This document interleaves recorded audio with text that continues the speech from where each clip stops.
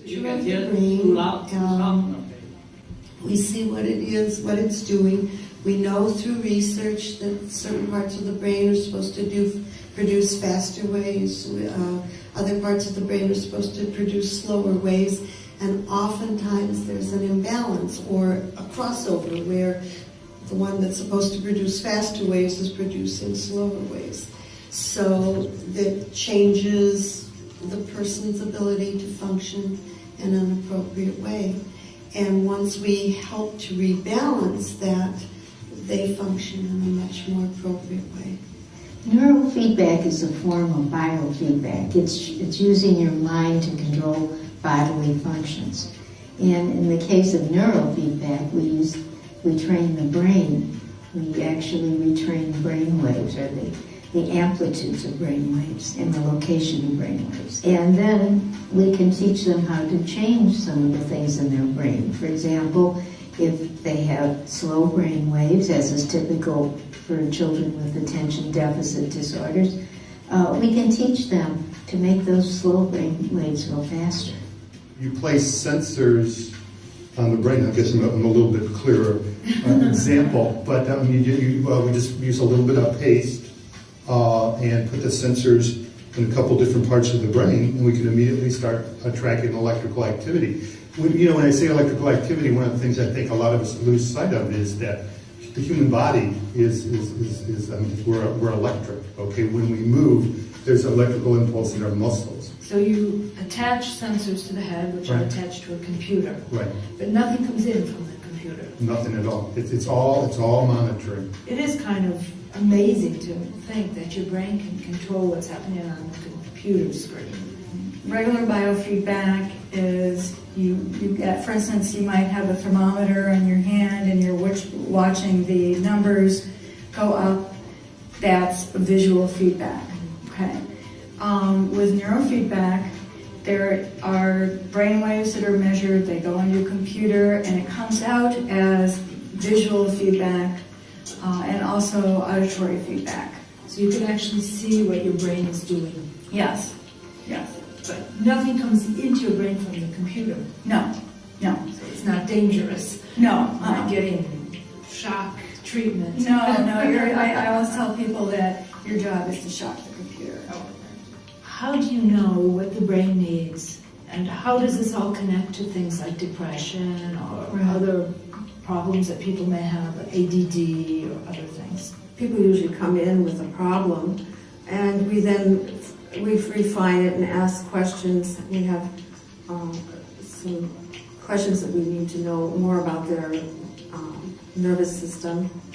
And we also do a little assessment, a brainwave assessment, to see whether certain areas are functioning in the right way or not. We want to see if certain patterns exist, because some patterns are correlated with various conditions, such as depression has a certain pattern, or anxiety, you'd see a certain pattern.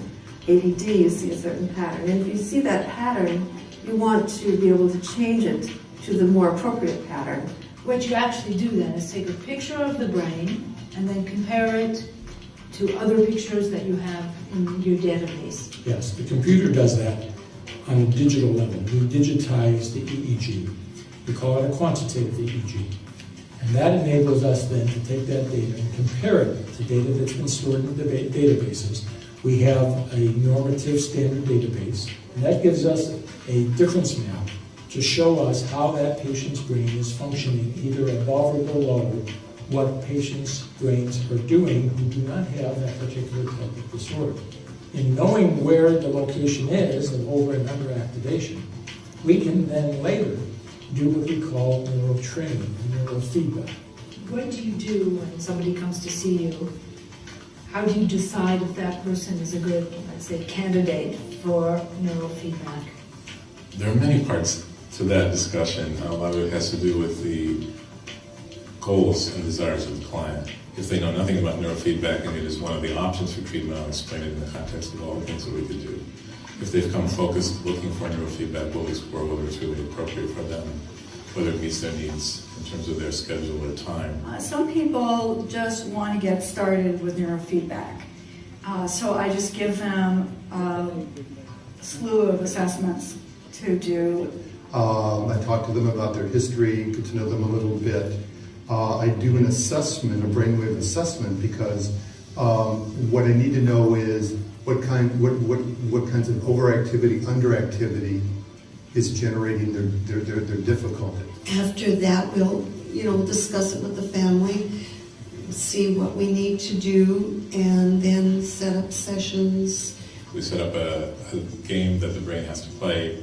It has to achieve those goals that are defined within the paradigm in order to play the game, and in the process the brain learns. And probably what happens is the brain creates proteins as it learns. Those proteins change structure changes neurotransmitter levels, and voila, we have a brain that can do on its own what we've been trying to do with drugs for many years. Okay, it doesn't hurt, right? Oh, we're attaching an electrode that's a sensing electrode. It doesn't go into the skin, it doesn't put anything into the skin. It's simply a sensor picking up electrical activity from the brain. So the information is going out into the computer creates a response based on what we've asked the computer to look for. The response is fed back to the brain says, I understand, I got to hear the tone, I got to see the picture move, whatever software we're using, I got the response, which is a reward. There's usually a visual reward and an auditory reward that says, you did good. And the brain says, I'd like to do good.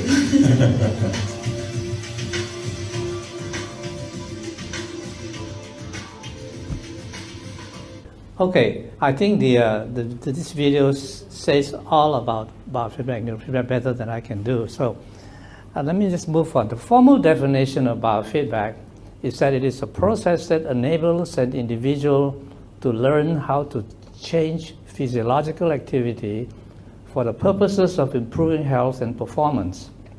Precise instruments measure physiological activity such as brain waves, heart function, breathing, muscle activity, and skin temperature.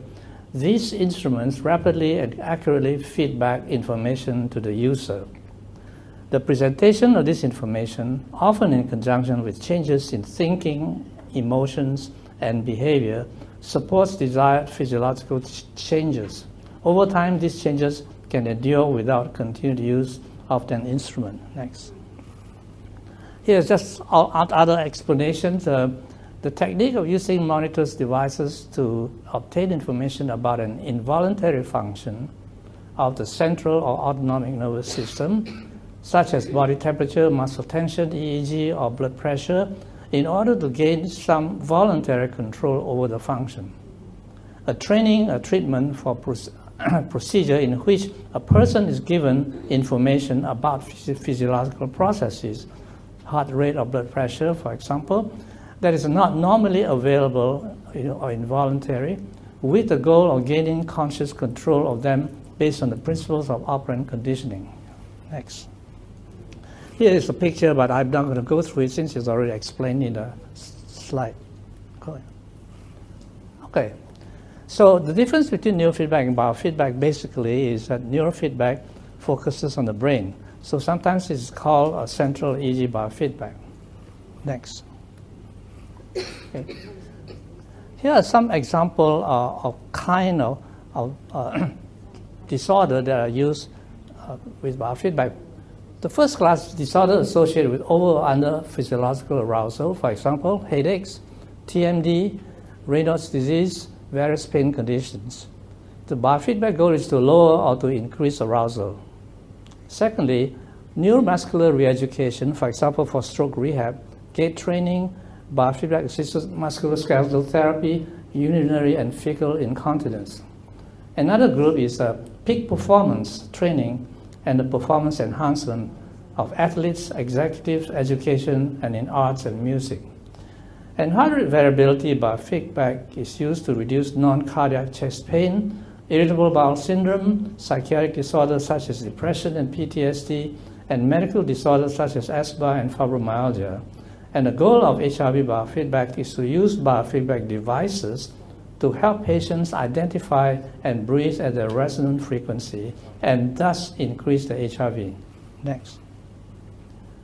Okay, so we are going to just detail a little bit on HRV biofeedback because the field is very broad. We don't have time to go into all the other form.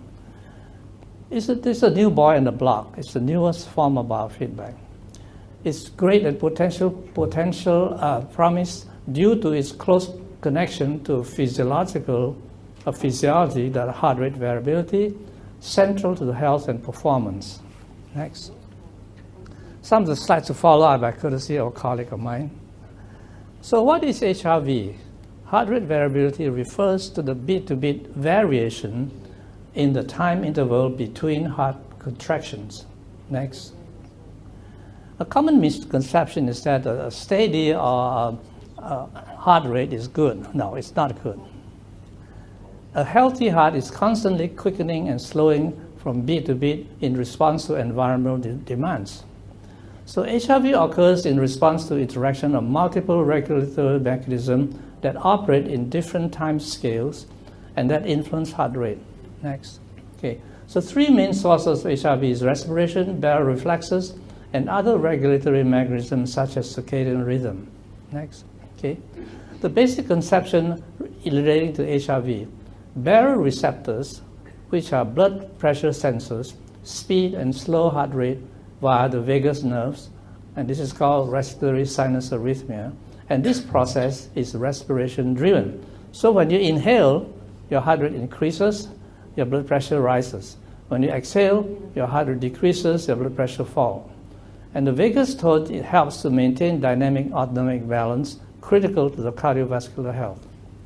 Okay, so why is HRV important?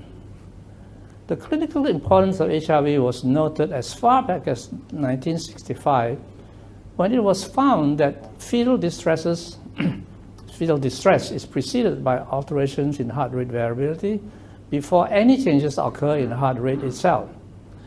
In the 1970s, HRV analysis was shown to predict autonomic neuropathy in diabetic patients before the onset of the symptoms.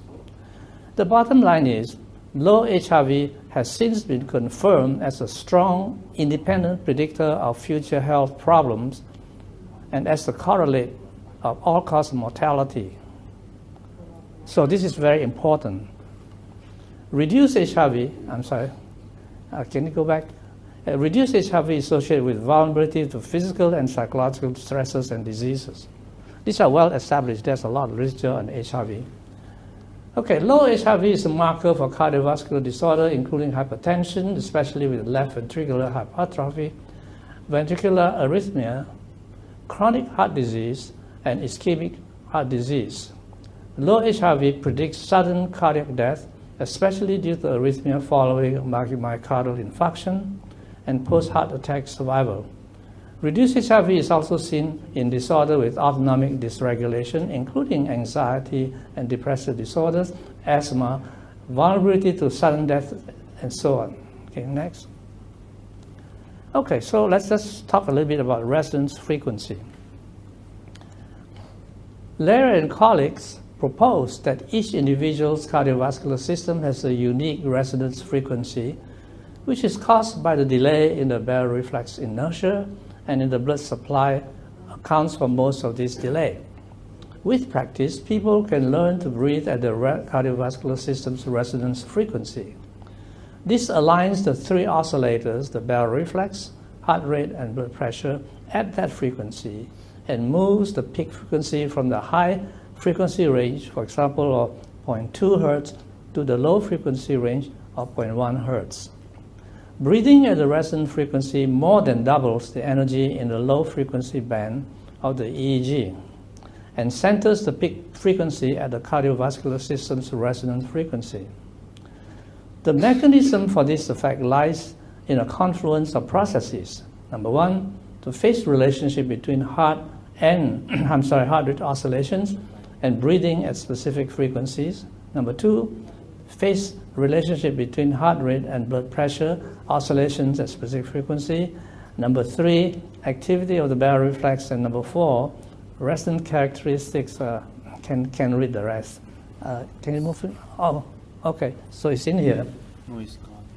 As in, it's not in the. Oh, it's not. Well, anyway, that's a small detail. I can give you the slide later if you want. Next. Okay. So how do you do HRV biofeedback? There are two steps. The first step is we have a program that will help people assess their resonance frequency. So most individual resonance frequency is from 5 to 7.5, somewhere in between.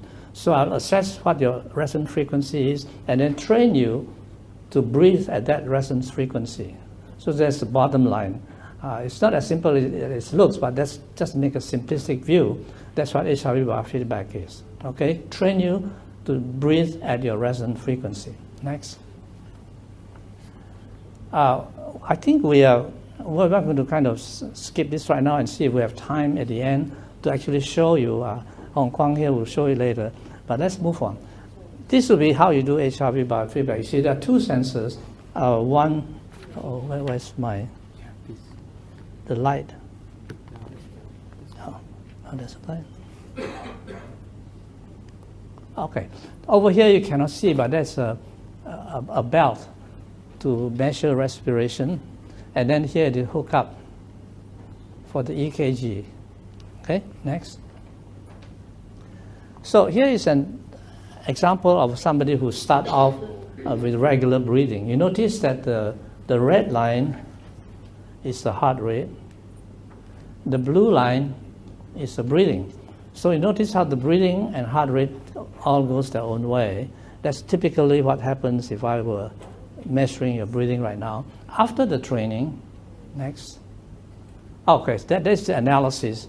It shows you, notice that what we're aiming is the 0.1, and the average is here, okay? And if you look at some of the indices, they are relatively low.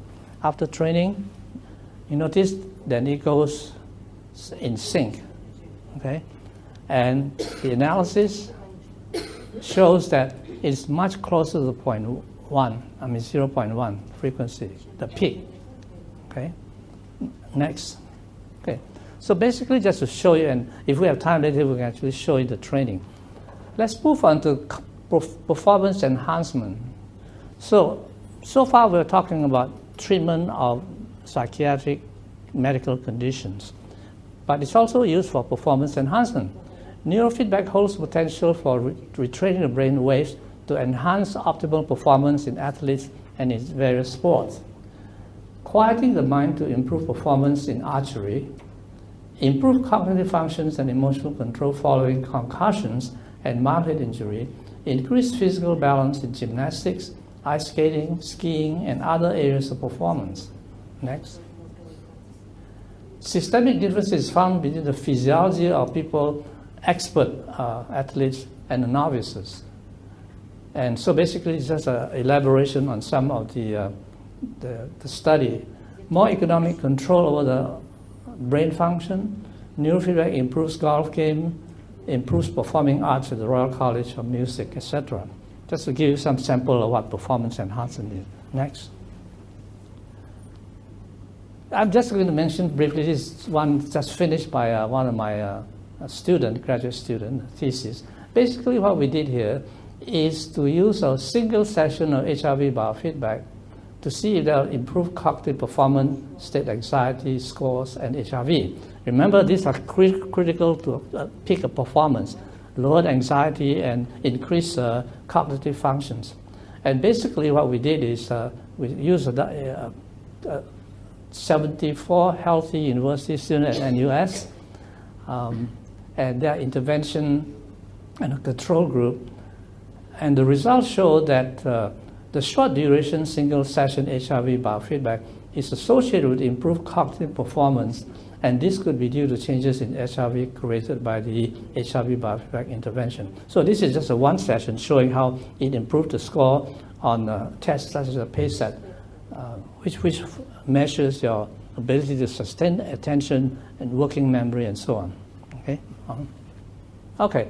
I'm going to just show you a little slide of application for ADHD.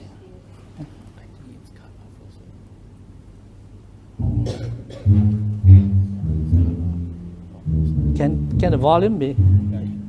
Is it too loud? Before neurofeedback, I was so hyper.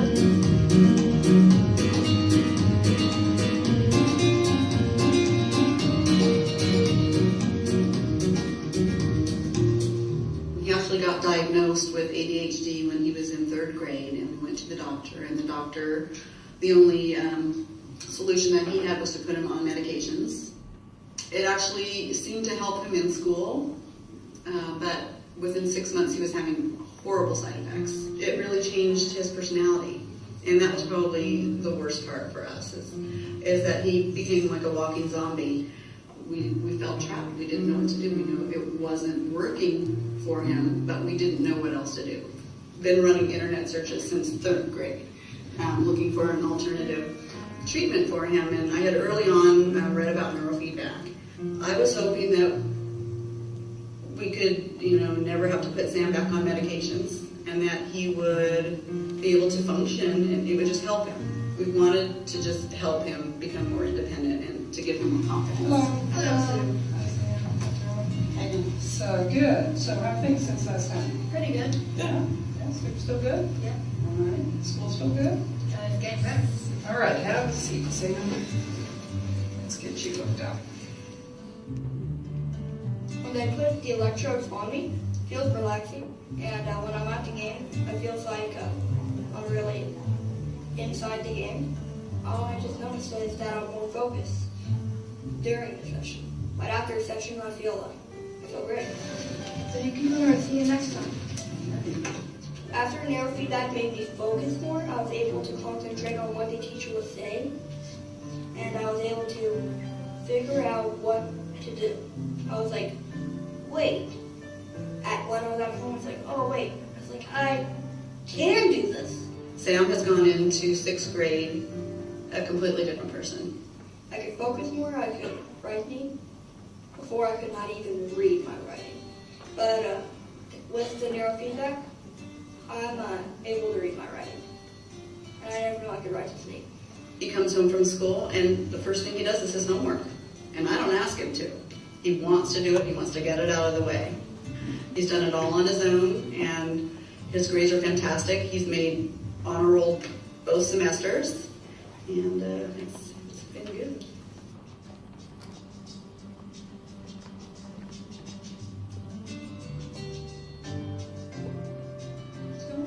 Tell me how baseball is different since you've been doing this brainwave training. Well, I could focus feet more easily.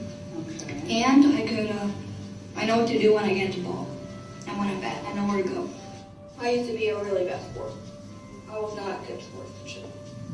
But now since I took neurofeedback, I don't care too much when I strike out, even though I rarely strike out. My fielding is just unbelievable. I don't think I've ever been a better fielder in my life. And I'm more confident. That's the most important part. Before I was so confident myself. Before anything happened, I was like, no, I can't do this. But now, it has to take something really, really hard for that to happen. Now I can access more parts of my brain. It's opened up my mind to do more things. Before I thought I was just going to be a baseball player, I thought I could do nothing but be a baseball player. But now, since neurofeedback, it's helped me open my mind to more things. Like I could be an archaeologist, I could be a poet, which I like poetry. I could be a manager of baseball, I could be a sportscaster. I can do most things I set my mind. Whoever's out there, even if they think they have the perfect brain, like Ace did, who cares? This may even make them better.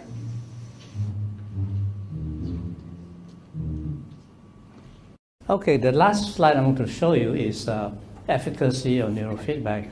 Now, unfortunately, my research assistant left out all the conditions related to chronic pain. So this is not the total. Those of you who are interested, let me know later. I can email you the slide that shows all different conditions. So basically, you're familiar with the system of level 1 to level 5, right? In terms of efficacy. So are you familiar, or do I need to explain that? I think most people are, right? So you would see that chronic obstructive pulmonary disease and so on, you see the level 2 efficacy, level 3 efficacy, level 4 efficacy, and then level 5. And ADHD happens to have level 5 efficacy. That means there's tons of control studies demonstrating that it is effective in general, but only in very specific to neurofeedback. Okay, I want to make sure that we have enough time if you have some question. So I'm going to stop here. Let me just show you the other slide we have. These are the professional organizations available. Most of them are in the US, and training courses. So for those who are interested, you can check on those. So for right now, what I'm going to do is stop and see if there's any question. Because my experience when I come to Singapore is that this seems to be relatively new in this part of the world. Any of you are familiar with neurofeedback, biofeedback, have been involved in this? Oh, good. We actually have several people. Okay. You have any question? I know that it's a new technology. Yes, sir. Yes, thank you. I'm sorry, my hearing is getting old now. Oh, sorry. What do you monitor in someone? Okay. In depression, the pattern of signature is the alpha asymmetry in the frontal region. So you train either left or right. The alpha waves are higher in one than the other. So you either train one down or train the other, or make them both in synchrony. Yeah. So different kind of protocol are used for different things. For example, for ADHD that you have seen just now, the reason why the child is hyper and can attend is because typically when they are supposed to be producing beta waves, which is the frequency right now, all of you are probably in beta waves, processing information. However, if you are in a theta wave, that's when you're daydreaming. So you're talking to me, did you say something to me? So they're not able to focus attention. So in that case, you uptrain the beta and downtrain the theta. So all the protocol have reasons for that, I mean, based on research. The other thing that we didn't quite explain is that we do have a brain map that some of you have seen. If you look at the brain map and you compare it with the normal database, you see where to deviate, and you can retrain any part of the brain, and so on. Any more questions? Coming intervention, you'll be seeing more and more. Health games, people treat themselves, and so on. Okay, thank you.